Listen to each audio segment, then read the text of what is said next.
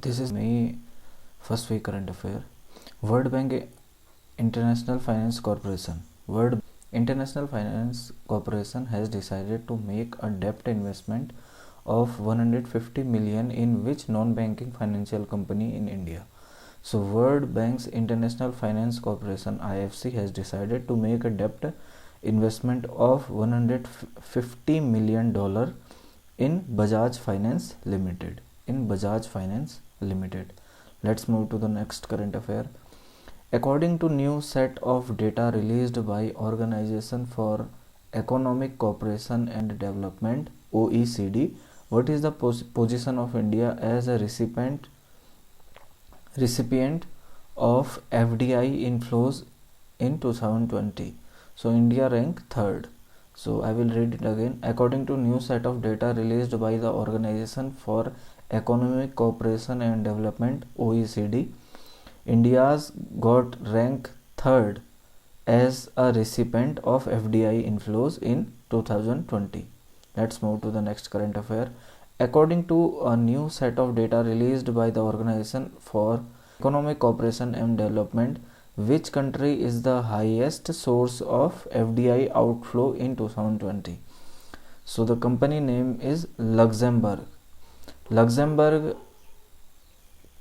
According to new set of data released by Organization for Economic Cooperation and Development, which country is the largest source of FDI outflow in 2020?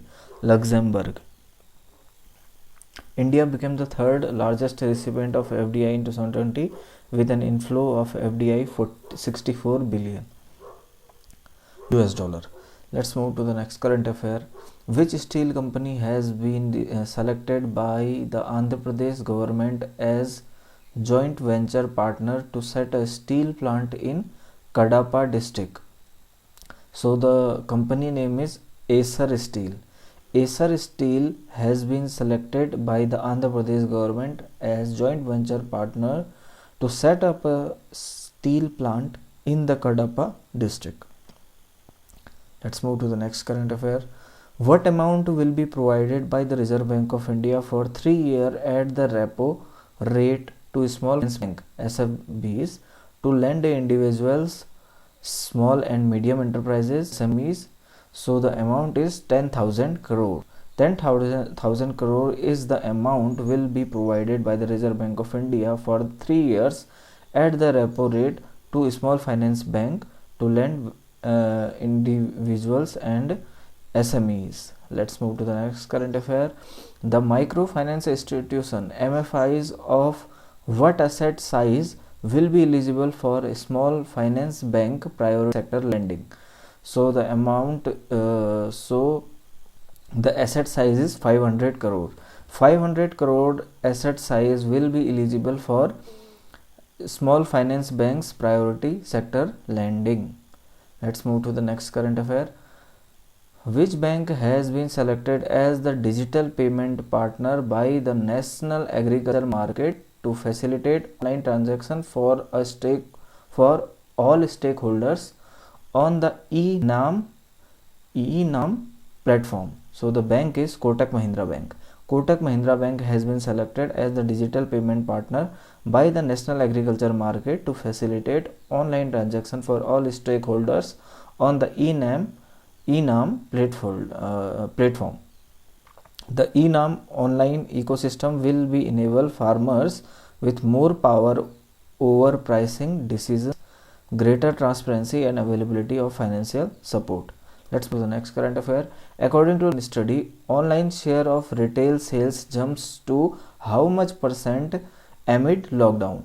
To United Nations study, online share of retail sales jumps to 19% amid lockdown. Let's move to the next current affair. The Reserve Bank of India has joined the central bank and supervisor network for greening the financial system, NGFS.